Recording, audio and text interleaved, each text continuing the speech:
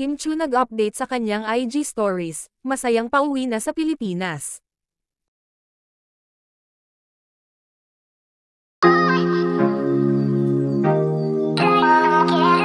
Pauwi na nga si Kim Chu sa Pilipinas matapos nga umattend sa Content Asia Awards sa Taipei, Taiwan. Kahit hindi pinalad na manalo itong si Kim Chu ay naging masaya at proud pa rin daw ito, dahil bilang isang nominated ay napakamalaking parangal na rin daw iyon, dahil hindi naman talaga lahat napapansin ang galing sa larangan ng acting. Sobrang saya at blessed nga itong si Kimi. Masaya daw siya dahil nabigyan siya ng chance na manominated sa naturang parangal.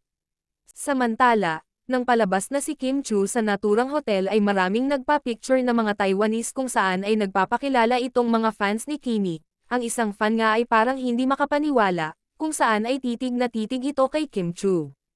Ganito talaga kasikat si Kimi kahit taga-ibang bansa ay talagang Noki fan na din. Walang dinudurol. Tanga!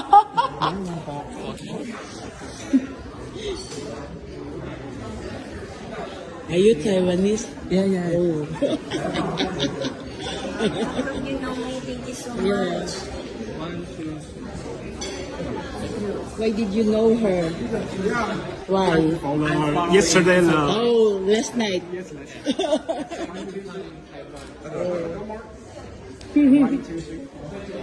Thank you. Thank you.